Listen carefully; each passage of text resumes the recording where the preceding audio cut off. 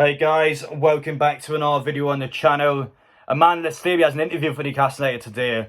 Be really interested in reacting to this one. In terms of Eddie Howe, well, we'll react to his later one tonight as well. I mean, there's a question about me in it, so yes, I'm definitely going to react to that. There's a lot of interesting points in it, but anyway guys, if you're new to the channel, you get down and subscribe, smash that enjoy, appreciate the support as always. Thank you so much for your support, by I mean, that's just ridiculous. The amount of people that have subscribed to my channel, the amount of people that have supported me, I mean, it is mind-blowing. I've got no words. It is incredible. I'm glad so many people enjoy my content. I'm glad people obviously enjoy the football club again. I never really had a chance to do this under the likes of Mike Ashley. I mean, getting this close to some of the, obviously, managers, players, etc. I mean, it is great. It's a great feeling, but I have got a couple of things I want to get off my chest though before I start. Apologies for the long intro, but yeah, in terms of me though, I will be at a training ground again tomorrow. Business wise, it's just good business for me. I mean, the money I'm making off this, I'll be simple. It's better than any job I could get at the minute. I mean, it's a no-brainer for me. A lot of people want to see this content. A lot of people enjoy this content. And again, I'm going to be there. But I mean, people can slag me off all they want. I don't care. Twitter again is not real life.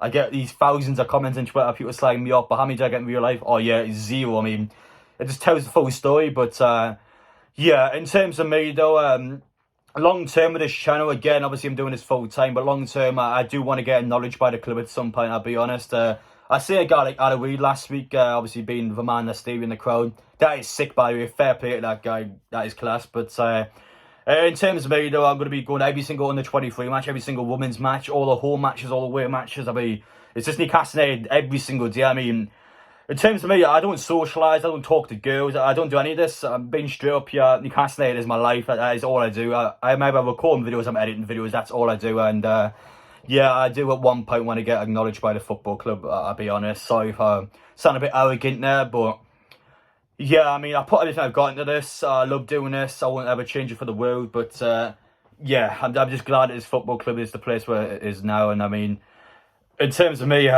yeah, I love doing this, so thank you so much. It does mean the world to me, and hopefully one day I would obviously get acknowledged by the football club, but if not though, I've got this here and that would never change. So yeah, I thank you guys for this. I owe you all my life. It does mean the world to me. But anyway, so apologies for the long intro. Let's actually get into the video now.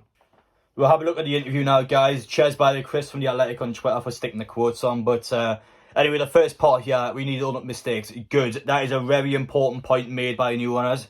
It doesn't matter how rich you are, it doesn't matter how much money they have, how much investment you want to make, how ambitious you are. They will still make mistakes. They're human at the end of the day. It's going to happen to everyone. They either sign players that don't turn out to be good, they make poor investment choices, or whatever it may be. Might even get relegated this season, but the point is they will own up to those mistakes, which under previous regimes didn't happen. We get relegated this season, you can bet your backside they will get us straight back up.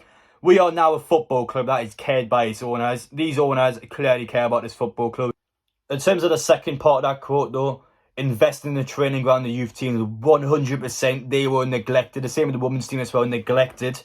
That training ground, you look at that, I have played football in better training grounds than that. And bear in mind, I'm not a good football player. The fact that that is a Premier League training ground is a disgrace. I'm sorry, it is. It's been there about 20 plus years. There's not even pools in the place. I mean, even a man in the Stevie yourself came out the first and he went, oh my god, that training ground, you need to change it. I mean, players are not going to go to that training ground. Why would they? It's an awful looking training ground, and it needs to be done out massively. But in terms of the yard parts, though, in terms of the under-23s and the women's team, we need to lay foundations. Even though the women's team, for example, has nothing to do with the first team, we still need to lay the foundations in these teams that will build this club up. We can't just rely on the main team for this football club. The under-23s have got to be better, and the women's team as well. I'd love to see them in the top league of women's football, playing Champions League football, imagine that. But yeah. We need to invest around those areas. I'm glad that Man City will do that because it's been needed for a long time coming.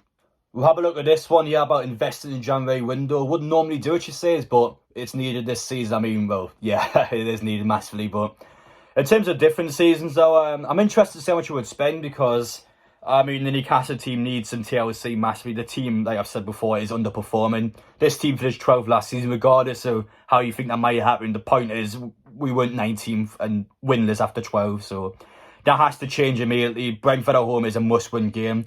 We got Norwich and Burnley as the next two home games after. Again, has to be a minimum 7 points in those games. I'm sorry, we can't lose a single one of those games. Otherwise, the mountain at Christmas time is going to be too high to climb. We've got to get those points in now. But in terms of investment at Christmas time, though, that will make or break our season. It has to be good investment. a quote there about Eddie Howe as the manager. She didn't say that in the quote, but she did say in the interview that she was talking to Eddie Howe before Mike actually sought the club, so she obviously had him as a long-term goal, which is good.